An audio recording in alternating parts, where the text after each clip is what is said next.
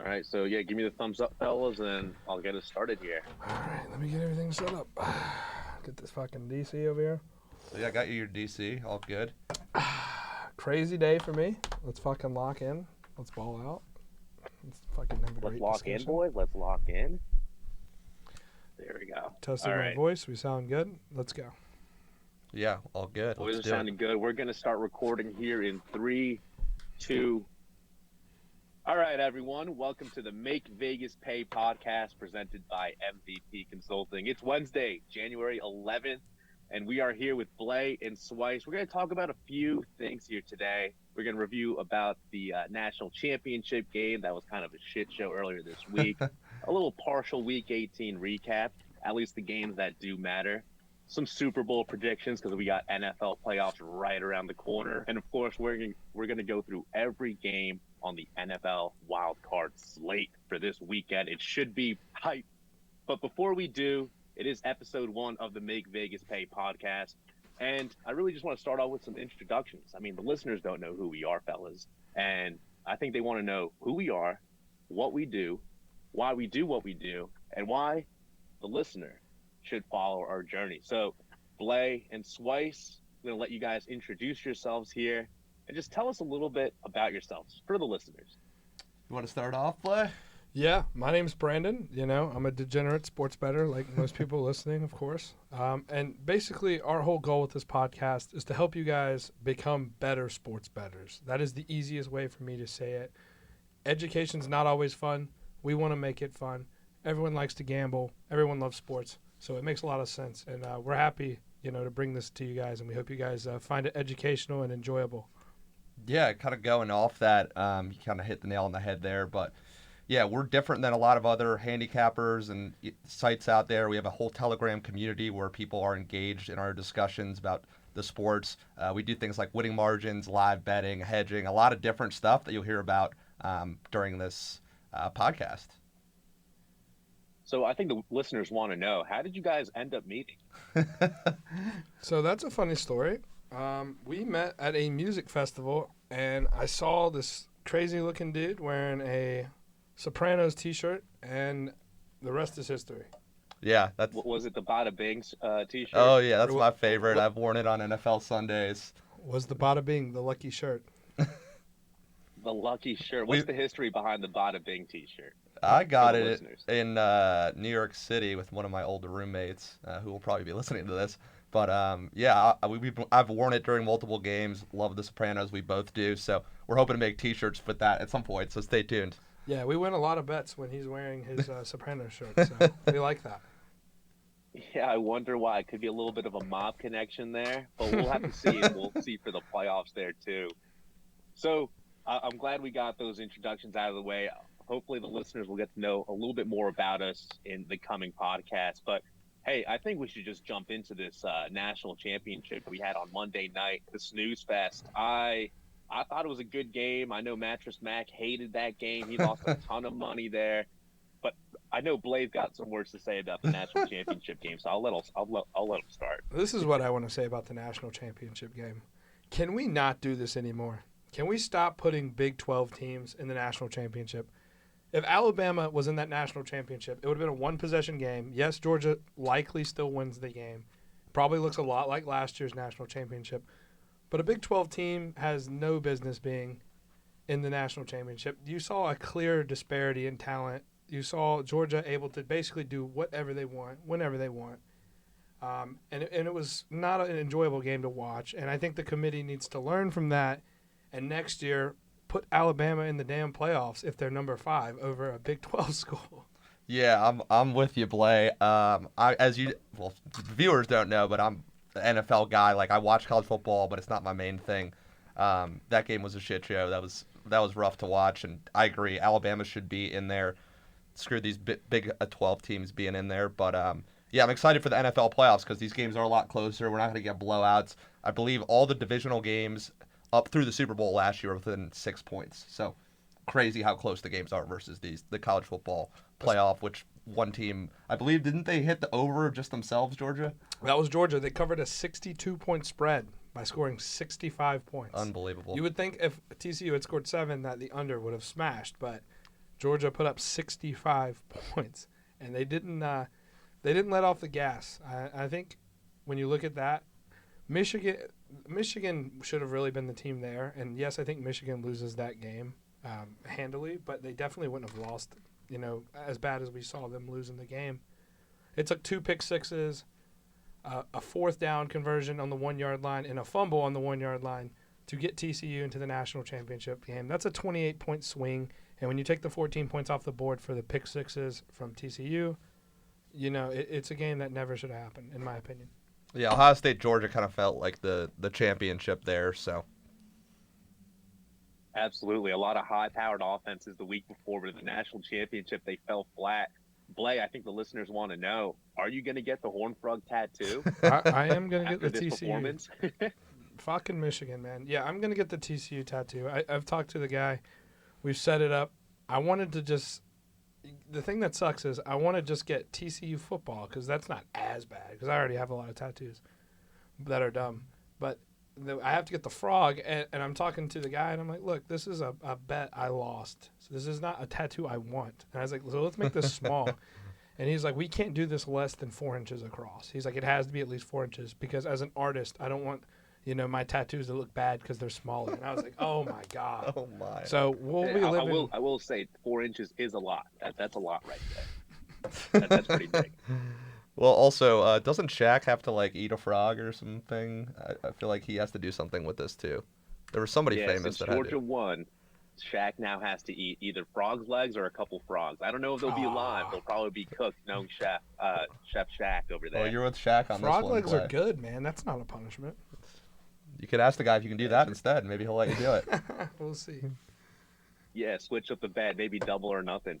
But anyway, let's move along here. I mean, what a shitty national championship game. Hopefully the Super Bowl isn't like that. But let's get into a little bit of this Week 18 recap. I know Simon is on the edge of his seat. He wants to talk about his Packers, so I'm just going to let you go off the rip right now. Yeah, absolutely embarrassing. Dan Campbell, I love him. I've been betting against my team all year, the Packers. That was after Rodgers, what, he threw 3 picks. The Lions looked like they played a lot harder. Jamal Williams. And then that game was, I'm still mind blown that we lost. I know Brandon is too here. And then the other game that we watched pretty extensively was the Rams, just making dumb mistakes throughout the second half of that game. We were watching and what are you doing? McVay should not coach there next year. So those were the 2 games that we lost pretty big on, just to be transparent. But I know Blay has some thoughts on those 2 games as well. Yeah, with the Green Bay game, it just didn't seem like they played with a ton of urgency throughout that game. They kicked 4 field goals prior, and they just didn't play with a lot of urgency. You saw the play calling on 3rd down. I don't know what we're doing. I don't know why we're not running the ball and picking up first downs. I'm not sure. But Dan Campbell's got some balls. I mean, he's going for 4th. He's got grit, man. He's got grit, man. They totally bought in over there. I think Campbell, I don't think he's as good schematically as a lot of these coaches, but he's a player's coach, so I think he's going to do well in getting players to play hard for him. When they actually get a lot of talent on that team, I'd like to see how he performs with talent because I think he's a great motivator of men, and I think he raises people's ability up. But let's see what he does with talent because obviously people are going to come to Detroit now because Detroit's got it looks like a good future. Well, Ben Johnson, their OC, is getting. I mean, everybody was watching him on Sunday night, so we'll see if he gets a job elsewhere now. I don't think we expected Jared Goff to come into Green Bay and play the way he did. Jared Goff has impressed me pretty much all year long. He hasn't thrown a pick since friggin' week 9. Which is incredible. I mean, he's been to a Super Bowl. That is true. Can't forget that. I mean, nothing about this game really told us that we need to take Detroit. Yes, Detroit +6 was technically the sharp play, but when you factor in, Goff has already beat the Packers once this year. Do we really think the Packers are getting swept, divisional rivals? Jared Goff's outdoors. He's in cold weather. He's in Green Bay. I mean, when you look at how he performs historically in spots like that, it's not very well. And so it was kind of shocking to see them come out and kind of manhandle Green Bay. Detroit's defense, they found Aiden Hutchinson in the draft. He's a future top 5 defensive end. He's a beast. They have McNeil, the defensive tackle on the inside. He plays so hard. He just plays so hard. And then they have Houston that they have on the end, too, on the other side. So they've got great And pass their rushers. line is incredible with Ragnow and those Right. other guys over there with Jamal Williams and Swift. Yeah. Amon-Ra on that. Like, they're going to be second in that division. Packers are not getting first or second in the division, and that's my team, and I'm saying that. I think that was the separator. Like, their offensive line, Ragnow at center, Penei Sewell, Jonah Jackson. I mean, they've got some really good players on that offensive line. Yeah. And so they're able to kind of wear down Green Bay's defense, their front seven's littered with injuries. Rashawn Gary didn't play, obviously. He's been out. Quay Walker got freaking ejected. Yeah, that was really bad. That for you was guys, so tough there. for anyone that doesn't know, Quay Walker. Do you see that Aaron Rodgers? Oh, my bad. Did you see that Aaron Rodgers didn't want to trade his jersey with Jameson Williams? He wants to hold on to his jersey. Oh, he's Weiss, retired. does that mean you're losing the AA Ron in Green Bay? I don't. Let's move on. I don't want to talk about the Packers anymore. A-Rod's retired.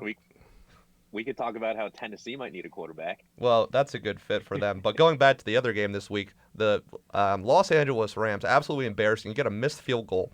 Going into overtime, get the ball.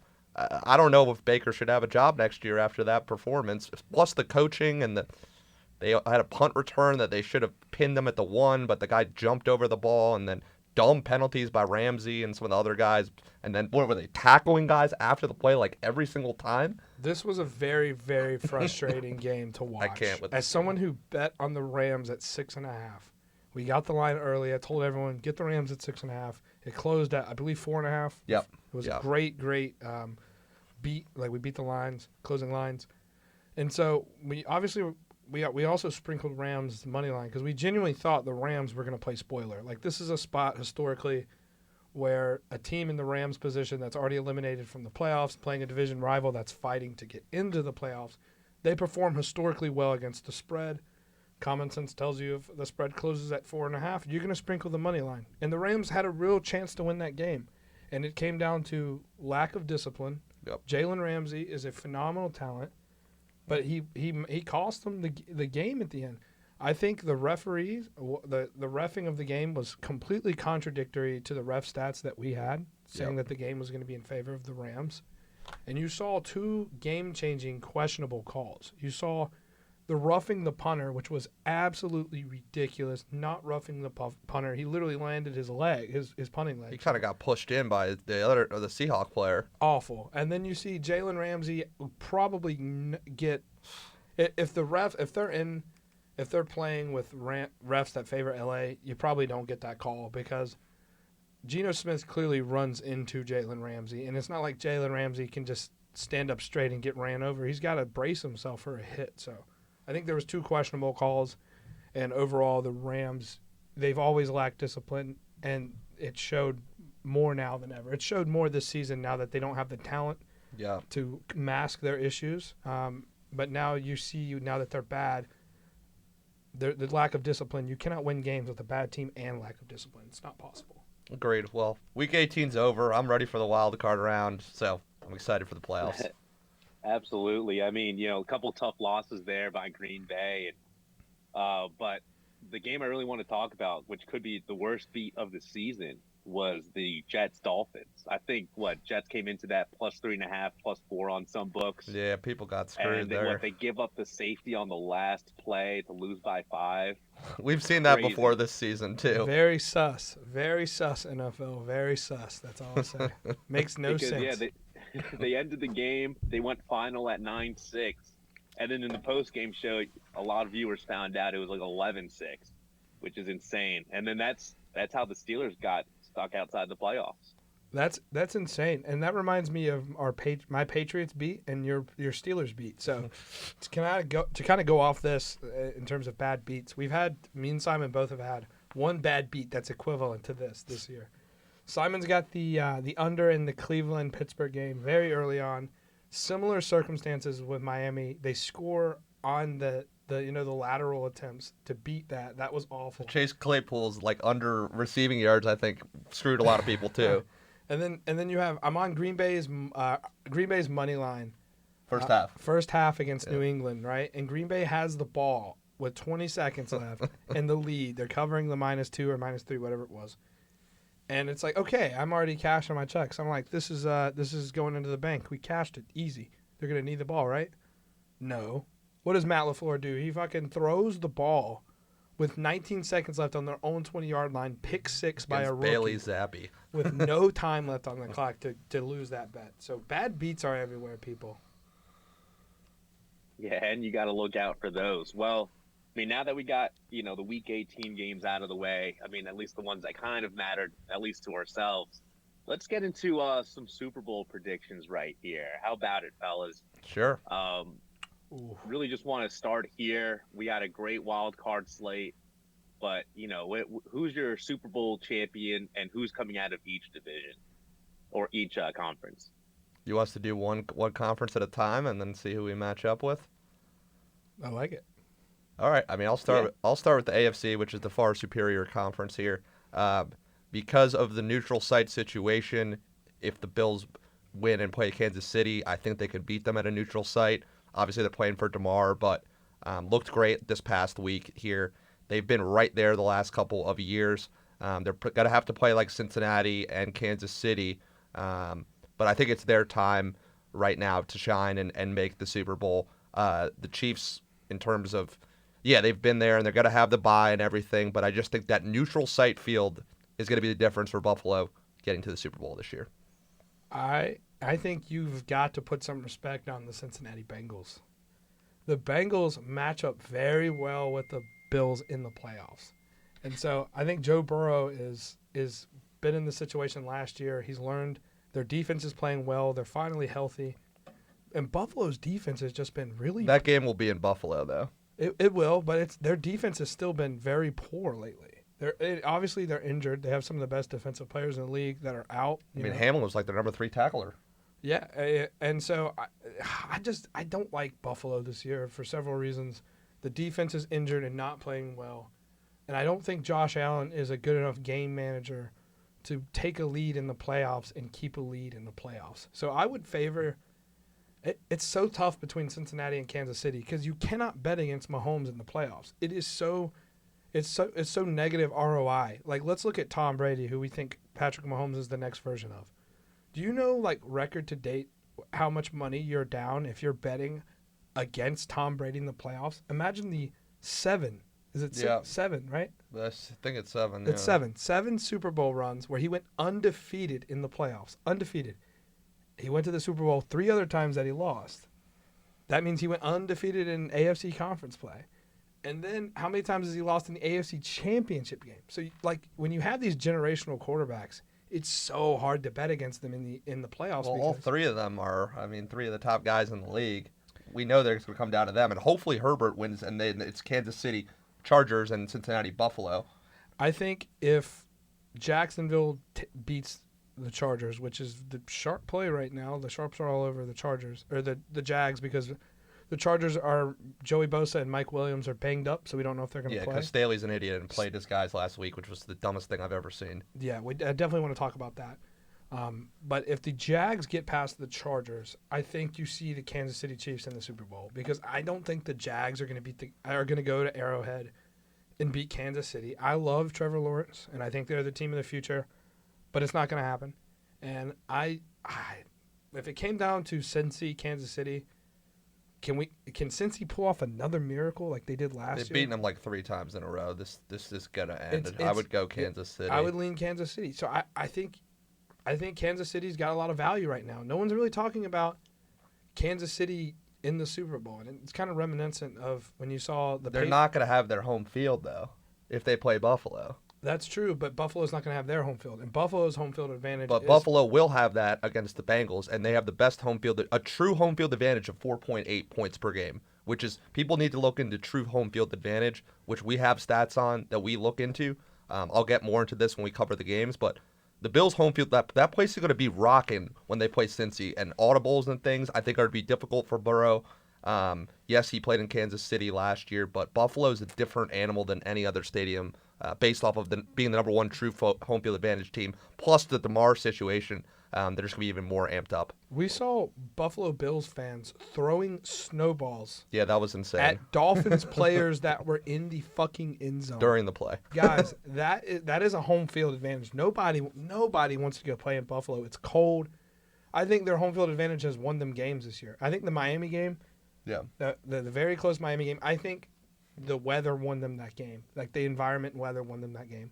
But their style of play lends itself to being a home team. They're not afraid of the cold weather. Josh Allen is a tank and can make things happen on 3rd and 5. That a team like the Bengals, who are a little more finesse, operated, they've got to throw. They're going to throw on 3rd and 5, where Burrow's not usually running to pick up those third downs.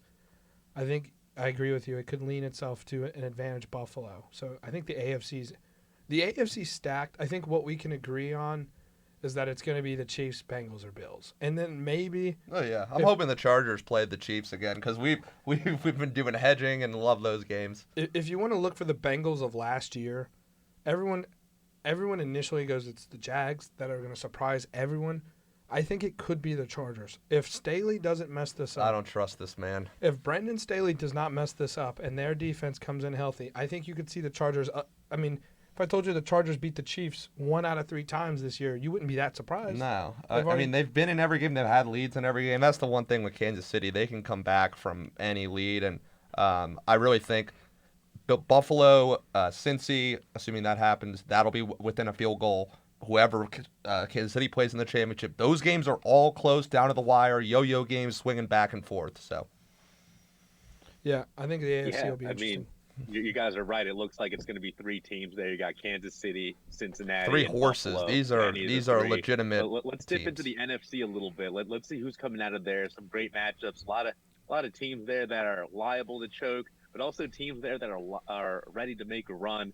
So let's hear who you guys got coming out. Let you lead, Blay, on this one. Okay, so there's one game I want to talk about right now. It's the Giants-Vikings, and the books know what they're doing when they set this line. They know. This game reminds me of last night. Unranked Florida being favored against LSU at home. You see this all the time in college basketball, where a ranked team goes and plays an unranked team. Are you going to say Minnesota's your Super Bowl team right now? No, I'm not. Hell no. The sharp money is all over New York.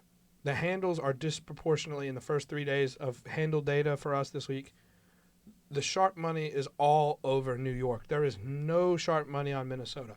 But this is a game where I go, sometimes you have to bet with analytics and data most of the time, but sometimes you have to not get too caught up that and look at the game that you're watching.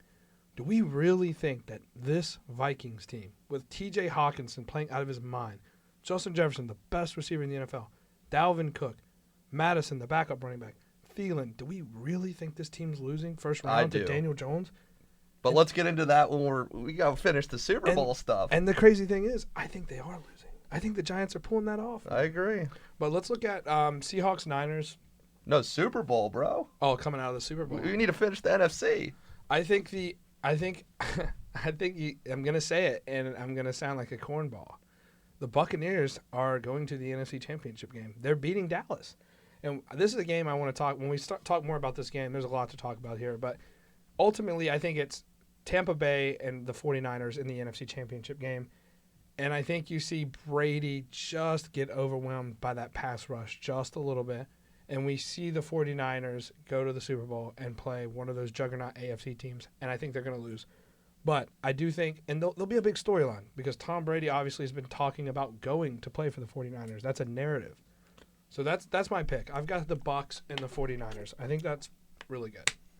Yeah, I like the Niners. I literally have a video of me yelling after the Eagles beat the Packers that they were going to the Super Bowl, and then the injury to Garoppolo.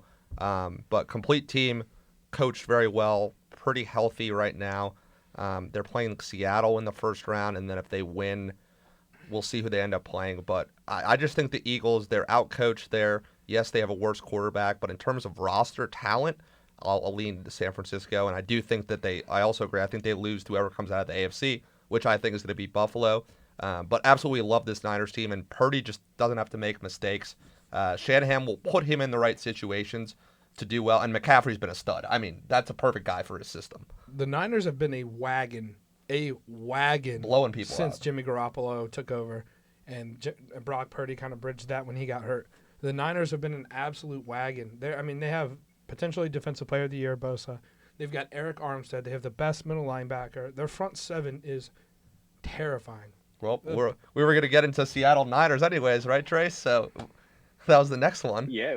Like, I guess we might as well just jump into Seattle Niners right now since we're on the topic. I mean, we know Tampa Bay, you can't bet against Tom Brady in the playoffs. And the 49ers are just a hot team. But let's jump into it, fellas. We're looking at Seattle Seahawks at the San Francisco 49ers here. Let's pull up these lines real quick and what they opened at as well. So we got the Seahawks and 49ers. Seahawks are plus 7.5 are the underdog coming into it. That's what they opened at. They opened the over-under opened at 44.5. Right now, the spread is in favor of the 49ers at minus 9.5, and the total is set at 42.5 right now. So you saw that sharp action by the Seahawks plus 10. I think that was a great line. Yeah. Seattle plus 10, divisional rival. Let's put some respect on Geno Smith's name. The man's been a wagon for us this year. He's a great backdoor coverer. I am concerned about what I saw last week with the shit show of the Rams game. I don't think the Seahawks. I like Geno Smith. I really like Geno Smith. He was number one in completion percentage this year, I think. Yeah, he's been a top 10 quarterback. But you see the sharp action by the 10. It opens at 7.5. It moves to 10. And then you see on Monday, or I believe it was Monday or Tuesday, you see the sharp action by the Niners down to 9.5.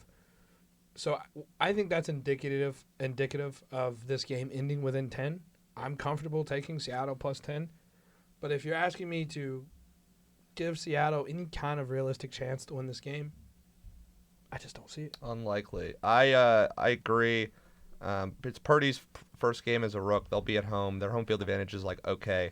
I do, first of all, want to talk about winning margins real quick here. So on FanDuel, you can take Niners winning margin 1-10 at plus 195, which is, big, sort of the same thing as Seattle. You can just take Seattle money line to hedge that. But I honestly think I'm going to bet this game live for the most part. I'll look more into the total, but I think the Niners could blow them out. I just want to get a read, see momentum, what's going on during the game. So this will be a game I'm kind of staying away from for significant units pregame. Yeah, I think pregame, this game's not one that we're going to look at very heavily. I think if you're taking a play here, maybe you tease. There's a couple tease opportunities in this game. If you can get Seattle 10.5, I'm okay with you laying that 10.5. But this game feels like to me like a less Georgia TCU. I think the Niners lead by 2 scores the entire game, and maybe you get the backdoor. Yeah, he could be down 17, and Geno, the goat of the backdoor, he saved us numerous times this year. Just throws a touchdown. Maybe you get the Seahawks backdoor covering the 10 or the 9.5 or the 8, whatever it gets bought down to. But I'd give the Seahawks yes, they have Pete Carroll. It's a rookie quarterback, Purdy, but I would give the Seahawks less than a 10% chance to win this game. Yeah, it should be. I mean, there's not much. This is the game I hate the most on the slate, so not too much for me to say about this. 49ers advance. Yeah, I think it's looking like a landslide for the 49ers then, based off of what you guys are saying there. They got the game manager in Brock Purdy who's just going to let it flow. But, with the ways that you guys are betting this game, looks like it's a live betting game and just getting the most value, right? Yeah, we got other games that are a lot more spicy that we'll have some commentary on. Yeah. So this one's kind of a straightforward game. Niners win. We'll see. If Seattle's tied at the half and I'm seeing good things, I'll sprinkle the money line, but we'll have to stay live. Of course. So let's jump into the next game that's on the slate there. Saturday, the primetime game, the Chargers versus Jacksonville Jaguars here. The line between them opened at Chargers minus 2.5. Mm-hmm. And now the spread is Chargers minus 2. And the over-under opened at 47, and now it's at 47.5. So not a ton of line movement here, but what do you guys see from this game? So we saw the lines open at 2.5. Sharps grabbed Jacksonville, pushed the line down to 1, I believe on Monday, and now the spread is actually 2 and 2.5 on some books. So you're seeing some people buy Charger stock there. This one to me, This is such a hard Probably the hardest game to bet. predict of the weekend. Because, yes, they're the Chargers, but the Jaguars' defense has played at an elite level in the last couple weeks. Trevor Lawrence seems to just pull it out of his ass sometimes. Like, Trevor Lawrence... He got saved by the defense. They got 2 touchdowns against the Titans, against Josh Dobbs. And they have the obvious coaching advantage. Doug Peterson is much better than Brandon Staley. Like, do we trust Brandon Staley to manage this game? I think that this one's hard because I think you're going to see a lot of sharps on Jacksonville. But, it's Herbert. It's Justin Herbert. It's a top 5 quarterback with weapons. And Khalil Mack and Joey Bosa, if they play and are 75, 85%, they're not going to be able to hold up. The Jags' offensive line is not going to be able to hold up against this pass rush. I just don't see. Yeah, I'm going to get into I have a lot of data on this game. So we talk a lot about ref stats. Obviously, they influence the game. If you're not looking into them, I don't know why.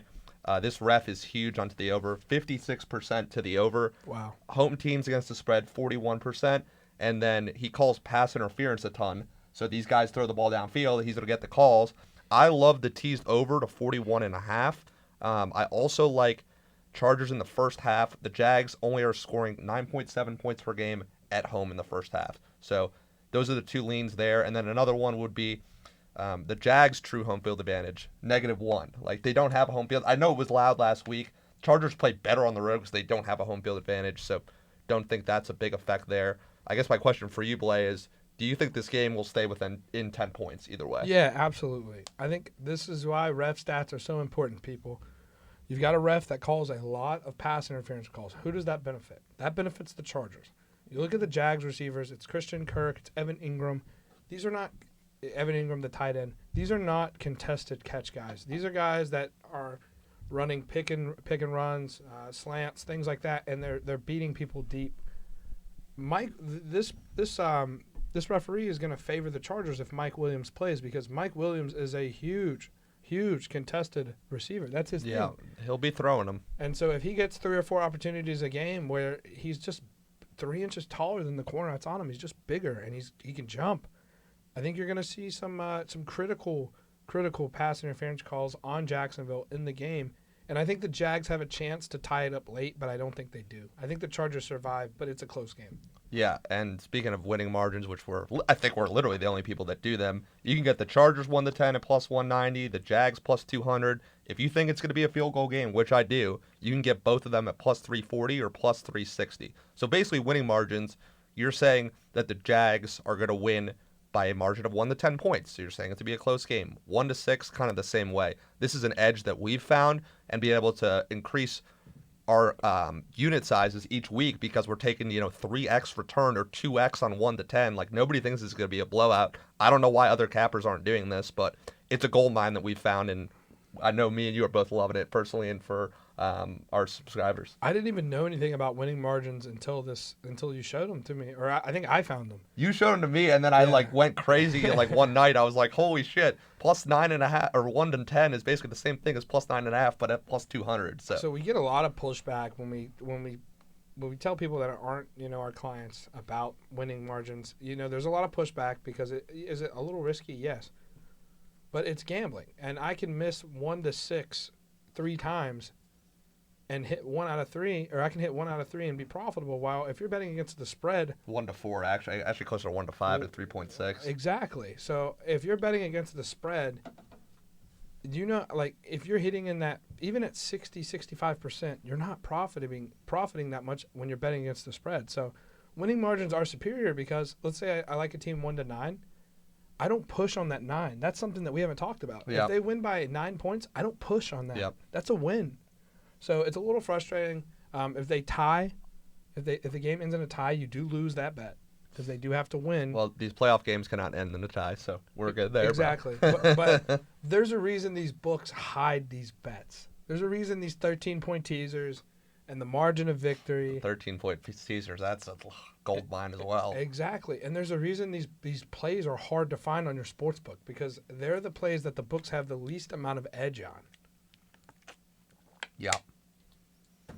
Yeah, well, it sounds like the true winners are winning margins right now. We'll find out, on Saturday at 8:15 in primetime in Jacksonville. Just one thing I'm hoping for that game is that they bring out the guy doing the national anthem with the guitar. I thought that was pretty sick. Yeah, But let's move Jacksonville on got to the pretty next rowdy game here. in their last game. Should be a good environment there, even with their -1 true home field advantage.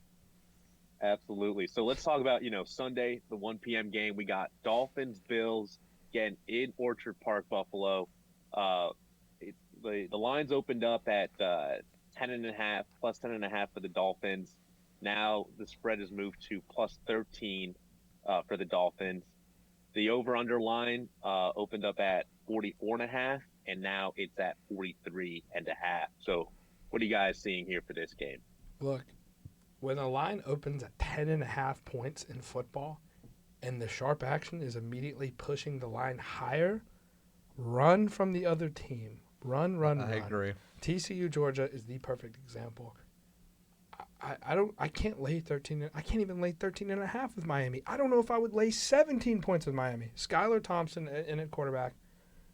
This is going to be a massacre. Dolphins have no. This is awful. They have no chance. And here's some Brad Allen, who we talked about as a ref. Since 2016, home favorites have gone 57% against the spread, 66% to the under individual games, and only calls 44% of penalties on home teams. So really like the under teased up to, I believe it was like 51.5 here. I don't think Miami's going to be able to score very much. Tua's officially out, right? Yeah, he's out. And the fact that we're even talking about Tua potentially playing is terrifying for his career. He shouldn't play, yeah. This man is one hit away from never playing football again. And I think we initially liked Mike McDaniel as a coach, right? Yeah.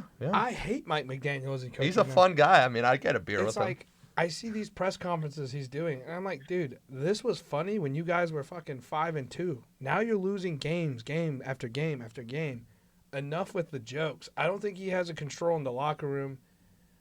I'm not a fan of Mike McDaniel right now, and I don't trust him in Orchard Park. Well, the ref's not even going to favor him anyways, and this is a tough place to play. Skylar Thompson playing in Buffalo, that place is going to be... He's not going to be able to calls out there. This should be Pittsburgh.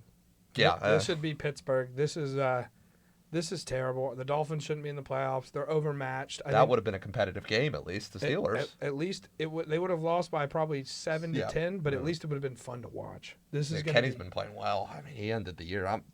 Mike Tomlin, another winning season. Got the dog in him, but yeah. Him and Mike Vrabel, the two dogs, big dogs. So there is something I will say about Dolphins and Buffalo, and I think we've seen it in the season where, the Dolphins just cause chaos for Buffalo sometimes. It just turns into an ugly game. The way that the Dolphins are just kind of throwing these guys around. Although I know Josh Allen and Stephon Diggs, they're going to figure it out. Buffalo's going to Buffalo, but I think you're right about Mike McDaniels. The guy I'll grab a beer with, right? But for right now, coaching-wise, it's like, all right. But hey, Dan Campbell turned it around, and he's kind of similar with the personality. So we'll say I'm going to give him another year. Also, we'll see what they do.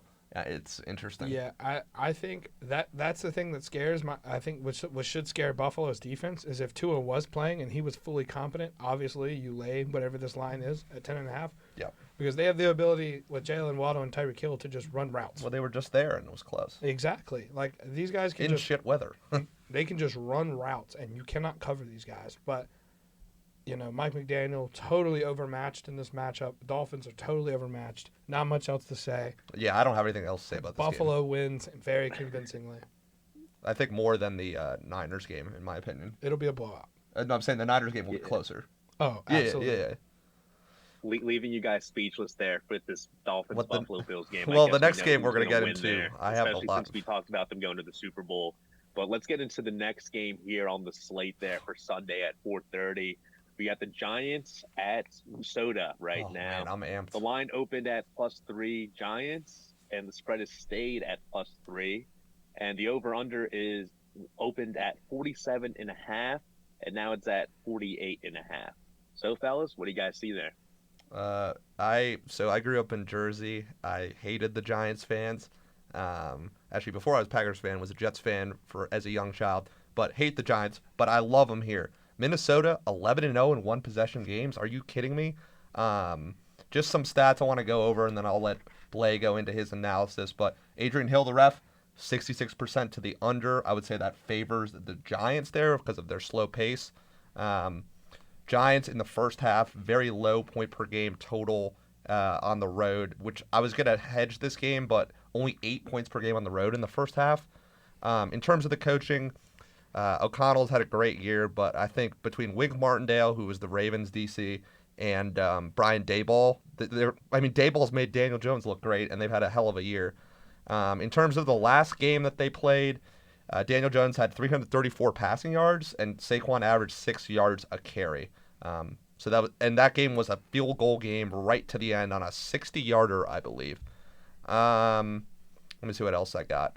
In terms of home field advantage, I've been to Minnesota. It is allowed there, but their true home field advantage is only 1.7, and the Giants, they're coached well. They played there a few weeks ago, and it was close. So overall, my thoughts on this game, I think it stays within 6, and the Giants win. I'm going to be taking the Giants winning margin 1-6 at plus 390. I think it's a field goal game. I think this 11-0 in one possession games is going to end. That is insane. I hate the Giants, but I'm all in on them to win this game as a dog this weekend. I saw some interesting stats, basically drawing parallels between the Eli Manning Giants Super Bowl runs and this year's Giants. I don't know if you've seen that. I have not, so I'm interested to hear what you have to say about it. Wild card team sneaking into the playoffs, quarterback in his 4th year. So I think that's interesting. But what I really want to talk about with this game is the disparity in the handle, right? So across the 3 books that we're able to get handle data from, the average for the spread of +3 right now, the Giants are getting 51% of the bets, but 93% of the cash. Meanwhile, at -3, Minnesota has 49% of the tickets, but 7% of the cash. That is a massive disparity. Massive. Holy shit. I didn't realize it was that much. You want to talk about the money line? Sure. 32% of the tickets are on New York's money line. 96% of the cash is on New York's money line. Meanwhile, 68% of the bets are on Minnesota's money line, 4% of the cash. I am not betting the Minnesota Vikings in this game. I know what we talked about do we really see this offense losing this game? I can't look at those numbers and justify laying any money on the Minnesota Vikings. Especially we have Kirk Cousins, notorious fraud, Kirk Cousins. I think he throws a couple turnovers. It's a 4:30 Kirk Cousins game. He's terrible outside of 1 o'clock. So, yeah, I think the Giants. I think I've seen all I need to see. I mean, average square Joes are betting on the Vikings, and the people who make this a career are betting on the the Giants. So, I think that tells us everything we need to know about this game. I think Dalvin Cook is banged up, if I'm not mistaken. Yeah, he did get And the Giants didn't play anybody last week. They're healthy. Exactly, the pace of play. But O'Connell kind of changes this Vikings team. Like, this isn't the same old Vikings. I think Kevin O'Connell's a great coach. Better than Daboll? No. See, that there is a coaching advantage here. And then Wink Martindale's been in the playoffs a million times against O'Connell. Like, this is a new, Giants defense has been playing better recently. They're getting a lot of players back from injury. Kayvon Thibodeau, the man has been on fire, which is insane how well he's played. I just can't. I can't in good conscience. Like, everything I know as a disciplined sports bettor tells me not to bet on Minnesota. Maybe you don't bet the game, but you don't bet Minnesota. And what other thing I'm looking at Blay here, we talk a lot about hedging, so it's basically taking the underdog pregame, and then when the favorite gets to like plus 100, making sure you don't lose on your initial bet. So here I'm going to line shop, and this is why you guys should be on multiple sports books. I'm going to see if I can get that line, Giants money line pregame up to like 140, 150 at a book. I don't know. We'll see how it moves, but I would love to get it at that number rather than like, what is it at right now, Trace? 140 or 130? Yeah, it's 140 right now for the Giants. I'm unsure what book that's on right now. I'm taking a look. It's on most books for 140, DraftKings, BetMGM, and then you'll see like points bet at 135, win bet is at 140, Caesars at 140. So the consensus is 140 right there for most books. That's a lot of value. I think I would like to see that at plus 160. Yeah, if it can get to 150 to 160, 155 would be ideal. But I think let's see. Well, let's do a little line predicament, right? Like, the line hasn't moved because you've seen, right. But you've seen respected money come in on the Giants. Yeah. And when I say respected money, when casinos are setting lines, some of the first action they take are from sharp bettors, and they kind of adjust the lines accordingly to kind of middle and get get squares on one side and sharps with like the ideal thing for Vegas would be 60-70% of the tickets and 40-50% of the cash, and then the sharps,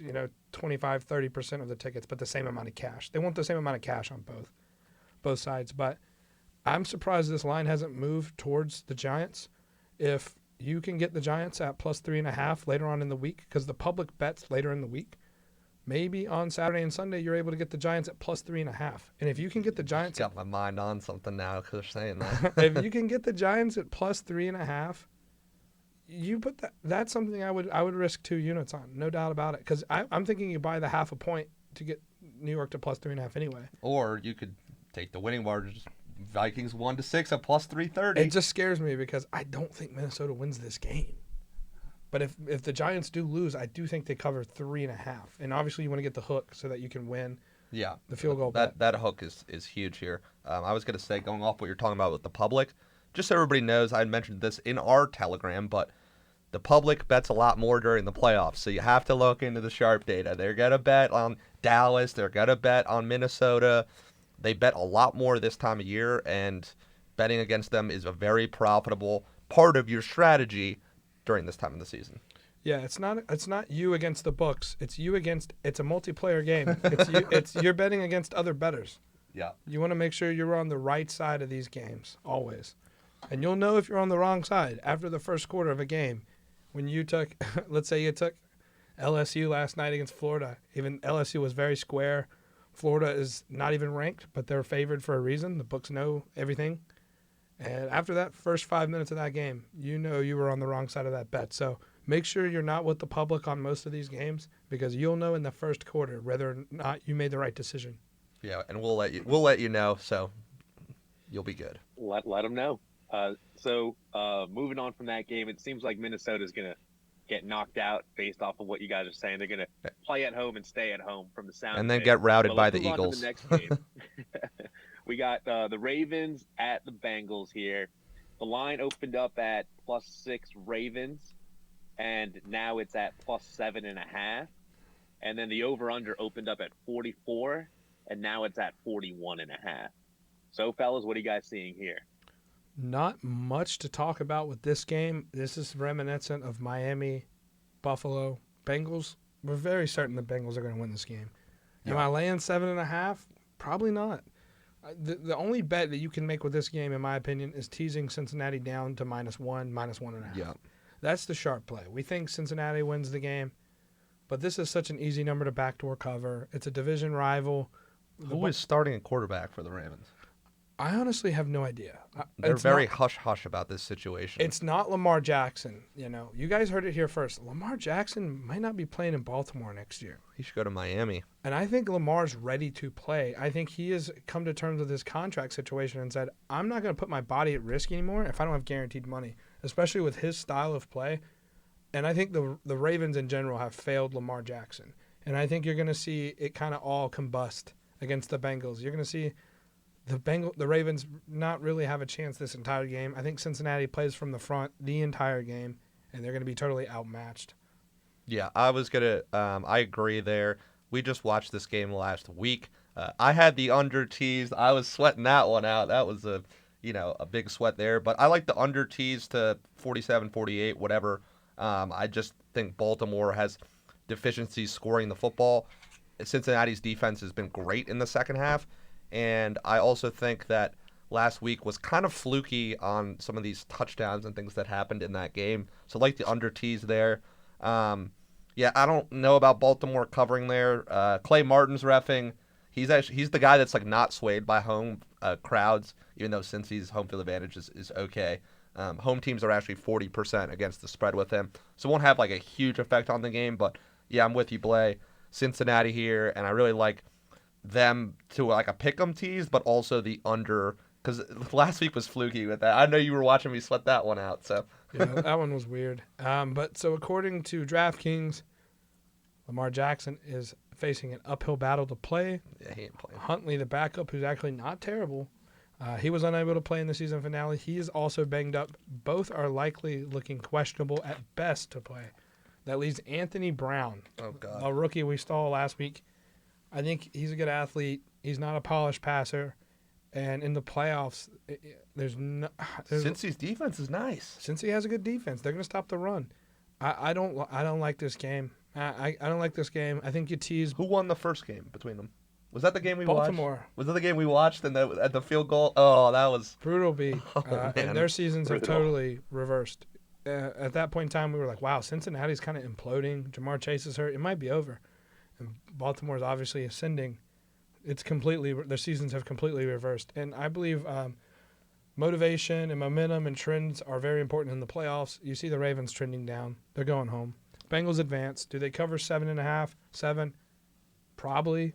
Do I want to lay 7.5 points on a playoff game? No. So I'm either taking Cincinnati 1-9, or I'm teasing Cincinnati down to a pick 'em. That's about it. I'm with you. I got a little fun bet. I'm going to take the Justin Tucker over field goals.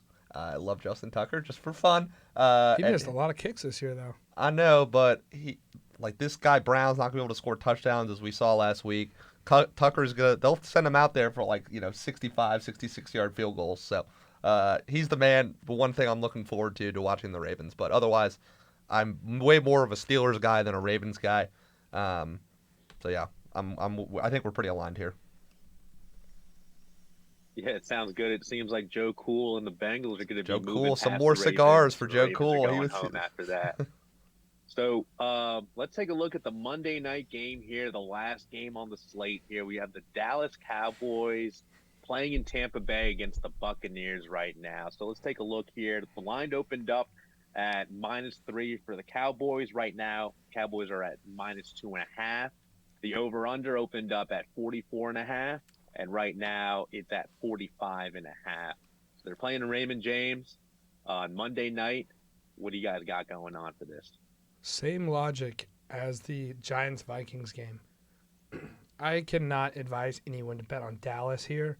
Brady is 6-0 against the told me Cowboys. that Dallas was definitely going to win against the Commanders last week when I told you that Dallas is going to look like shit. I cannot bet. I mean, you've seen the sharp action is all over Tampa Bay. The handle data so far is sharps are on Tampa Bay from what we can understand.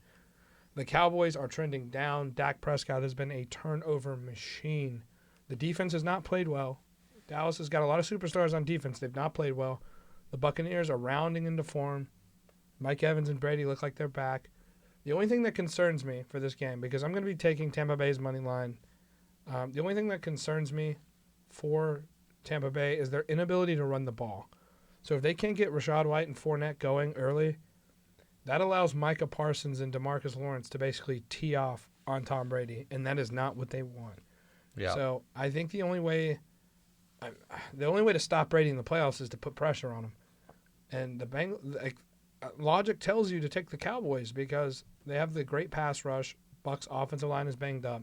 Look at how anemic the Bucs offense has been this season. But, taking Dak Prescott and Mike McCarthy in the playoffs against Tom Brady. I mean, they lost last year against the Niners. I remember that game because of stupid coaching.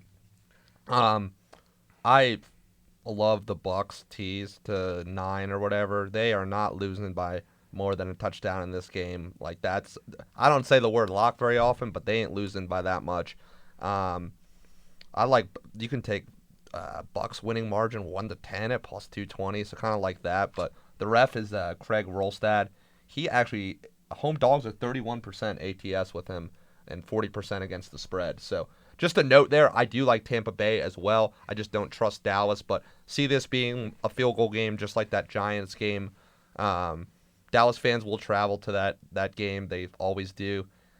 Should be a fun environment for the last game of the week there. And Tampa did rest their guys in the second half last week. I do not know. I don't think Dallas pulled their guys last week No, they at all. played the entire game and put up 6 points against the Commanders. They Yeah. looked awful. Look, you want to know why you should listen to us about sports betting? We got all the hidden edges. Look at this. We're going to talk about grass. So Dallas, while playing on grass, There we is go. 1-4 this season. They're a turf team, and they're going to play in Tampa Bay on the grass. That's something that no one's thinking about. But the Cowboys have had problems with players slipping on grass. And think about it. You have Mike Evans and Godwin who are deep threats. Trayvon Diggs is very aggressive. He's not great. He's not a great man press guy. He's a guy who takes chances to go for those interceptions. So Yeah, and Ooh. just to say the obvious, I mean, it's freaking Tom Brady in the playoffs. Like, even if this man gets down, I'm going to like him. This game is staying close. Dallas, Mike McCarthy will make some bonehead move at the end like he did last year against the Niners to lose this game.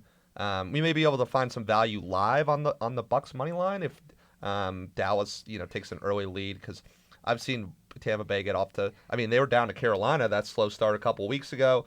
They just, I don't know, sometimes they just start slow. I mean, Brady against the Saints too, so we may be able to find some hidden value live on their money line. If you're betting on the Buccaneers in this game, you want Dallas to score first. Yeah. I want Dallas to score 10 points, so I can get the Bucs. I'm with you. Then you can get the Bucs at plus 10. You can get the Bucs money line probably plus 300. You can get the 1-6, 1-9 at plus 600. Yeah. So this is a classic Brady scripted game. If Dallas comes out early and scores first, don't be scared. Don't shy away from the Bucs. You're on the right side of this thing. Take Tampa Bay live, and I would say take Tampa Bay pregame. Don't take the 2.5.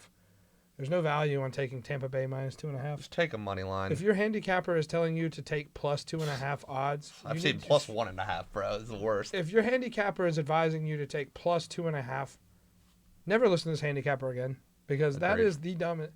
The odds of a team covering 2.5 points and not winning the game is astronomically low. Except I get roasted for winning margins 1-6 when y'all are telling me that it's gonna be within 2 freaking points. Like, I can't deal with people with this crap. It's bad. Do not take the Bucs plus 2.5. That makes no sense. If the Bucs lose this game, they're gonna lose by more than 2 points, 2.5 points. If the Bucs win the game, they're gonna win. Then you cover the 2.5. So lay the Bucs money line. That's what we're on. I think our official position here, if you're gonna bet it pregame, would be Bucs money line. And if you're betting like 2 units, I would bet 1 pregame and then try to get the other one. You could also do the winning margin live that we do, so we can show you how to do this. It's on almost every book. As Blay said, they are hidden. The other thing I wanted to talk about with this game and others that you didn't really get into that I know you kind of found this or have been telling me about is these monster 13-point teasers. Wow, the 13-point teasers. Yeah, I wanted to bring that up. They're crazy. You're moving the line. So people that don't know how teasing works, it's kind of like a parlay, but when you put 2 teams into teaser, you're not getting that are even odds. You're not getting plus 280 in the parlay because you're paying every time you move the point. So if you're moving the spread 6 points for both teams, you're paying to move the spread 12 times. Yep. So it's factored into the value. But you can get these 13-point monster teasers at minus 120. That's insane. If you teased every team in the playoffs this year in both directions, if you teased the underdog up and the favorite down, you would probably hit every single game. What would we get Cincinnati to? You could get Cincinnati to like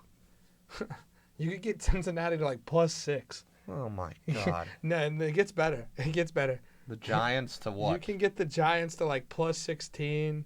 You can get the 49ers to like plus 4.5. And you can get the Seahawks to like plus 23. Like, come on, these teasers are. Yeah, we will be sharing those with our members. So These monster teasers are gonna crush the playoffs. I think teasers in general are gonna crush 6 and 7 point teasers. Yeah, 13 points. Oh my God. Yeah, you don't even always need to take straight bets, people. And I'm more on the spreads and money line than the over unders. There's also some hidden value you can get with these over unders live, but my thing has always been like getting those money lines and spreads. The over unders a little more trickier, and you don't get like a 2-3x return on those where you can be wrong 1-3 or 1-4 and you break even. I mean, if you can't, you guys like can be right with your bets more than 33% of the time or 25, you believe. You just need to wait and get like the Chiefs when they go down at like plus 200 to 250. I mean, that's what they do. So. Exactly. There you go. That's a nice strategy right there. One thing I did want to mention about the Cowboys-Bucs game that wasn't mentioned before, but Tom Brady is undefeated against the Cowboys in his career, 7-0. So keep an eye on that number come Monday night. Interesting. Well, also the last thing I'll talk about with this game, if no underdogs win going into Monday Night Football, I'm hammering the hell out of the Bucs. There's no way that no dogs win this wild card weekend. So if we get to that point, you heard it here first. Hammer the Bucs. All right, I'm going to look in this camera and tell you guys straight facts. Week 1, my first big unit play of the season. Yep. Was Tampa Bay -2.5. I am telling you right now, Tampa Bay is going to win this game and cover the easy 2.5. I'm telling you right now, Tampa Bay. I'm confident saying that. Ride with Tampa Bay in this game. Ride with Tampa Bay. What if are you gonna hedge if you see Dallas looking good? Well, you saw there's no guarantee after Green Bay lost, and this is a playoff game. Dallas is a good team. Yeah, there's no guarantee. I would say I would feel comfortable advising or myself risking 2 units on the Bucs money line, and then in the game, if you kind of feel it out, the good thing about winning margins is we don't think they're losing by more than 6. Exactly. I can take one of the units, 1 to 10, not even both of the units. I can take one of the units and put it on Dallas 1-6 to where you would be like, oh, I would actually prefer Dallas 1-6 because it's plus 300. Yeah, exactly. So it's like and they're not going to beat the Bucs by more than 6 if they do beat them. So we're riding with Tampa Bay on that game. Yeah.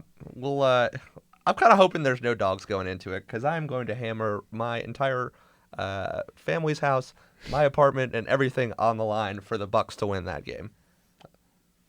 It's on the line, but no tattoo for Simon. maybe if we get there and there's no dogs that win, I will get a tattoo. If the Bucs don't win, we get the no dogs. The only dog that we gave a realistic chance is really New York. I mean, no, it's in Tampa. Well, I'm saying before the Tampa game. Oh yeah. So like the Jags. Yeah, I mean the Jags have a reasonable chance here, and the Jags are a sharp play, but. Well, who knows? Maybe Brock Purdy just sucks in his first. I mean, I don't think that's going to happen, but, like, you got to keep all your options open in betting. We've seen upsets. There was not that many, like, over the past, 6 weeks. And last year in the playoffs, we saw a ton of upsets. So, we'll see. I don't think that the Bengals-Bills are going to lose. I'm very confident in that. If you don't see the Giants beat the Vikings, you should hammer the Buccaneers. Correct. We'll leave it at that. Absolutely. So... Fellas, I think that kind of wraps up the wild card weekend slate right there. I mean, sounds like we got a lot of good games there, a couple of fugazi teams there, then other teams that are just meant to make it to the Super Bowl. I mean, my question for you fellas, and so the listeners know, 1, are you guys going to be watching this from the compound and explain what the compound is? And 2, how much Burger King are you guys going to order? Well, Burger King screwed us last week because we got it and had our worst betting of the week by far, and they released the new commercials, so... We're going to keep track of our over-unders for that. But the compound is basically in my apartment. We got 5 TV screens set up, multiple monitors. We're monitoring all the games. For this case, for the playoffs, we're going to be watching in different locations because there's only one game on at a time, and it's easier to monitor. But our thing is live betting. We're tracking all the games for our clients and subscribers. So we're on top of that. That's why I created this setup of having all these screens. And I know Blay... Like if me and him aren't in the room watching when there's 5 games on, like it's tough to bet for us. Yeah, it's hard. If you're doing this, if you're trying to do this seriously, you have to have eyes on almost every game, because 9 games with 5 TVs sometimes is tough. Exactly. Like sometimes you see things in these games before the books adjust. Like the perfect example of the 49ers Bears, the under. The weather's really, really bad. It's raining, and the lines haven't adjusted yet, so you hammer the under.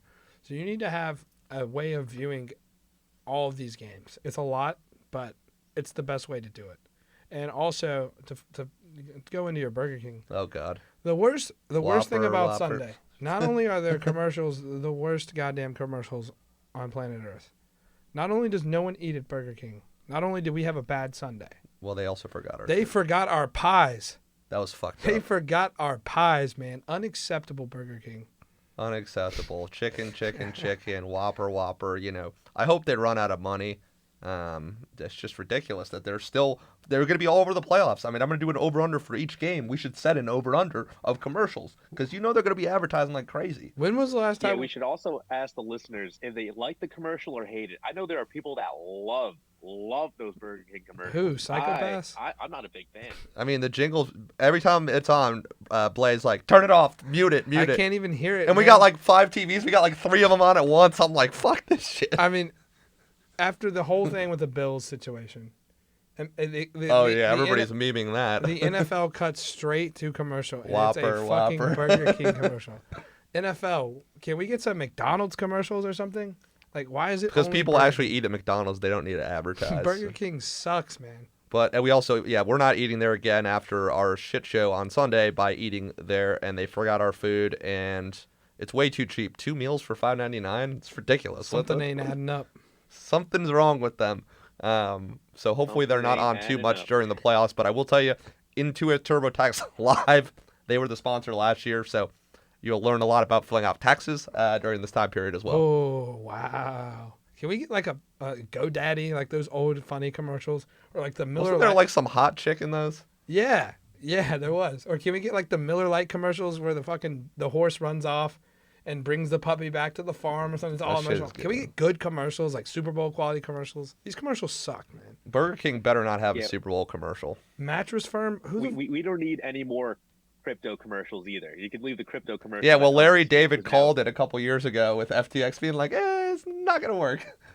Yeah, I don't think we'll see any FTX commercials during the games. That You guy's might see Binance talk about, don't get out of crypto. You should stay in crypto. Oh, man. Trust us. Don't trust FTX. Trust us. We'll see some State Farm. Mahomes will get in there. Rodgers is coming out the door there. But, yeah, that's a long ways away. We'll get more into those commercials and things when we move along the podcast here for the next couple weeks. Absolutely. And as Blay was saying, about trust, you should trust M.V.P Consulting. That is episode 1 of the Make Vegas Pay podcast, fellas. I know you guys are feeling good. I hope our listeners follow the rest of our podcast here. You can follow us on TikTok, Instagram, and Twitter at Make Vegas Pay handles, as well as join our free Telegram so you can get insight from these experts right here. Fellas, any last words for the listeners? No, this was great. I'm excited to do this weekly. We've been talking about it for a while, but we hope you got a lot out of it. And yeah, I mean, we'll get more into different subjects. We'll be doing this for the divisional. We're actually going to Vegas for the divisional, so pretty excited for that. But we'll do a podcast before then. But yeah, we love the engagement and content that our subscribers and non in the Telegram and TikTok have done. I know you guys have seen a lot of Blay's face on TikTok, so. Yeah, we're excited for the future of the company and this podcast in particular. Thank you guys so much for listening. Really appreciate you guys taking the time. Hope you guys learned something going forward. I know you will learn something, but we're going to make it fun for you guys. And I'm going to go grab another Diet Coke. Big fan of the DCs, Mr. Blay. All right, we'll wrap it up. Thanks for listening.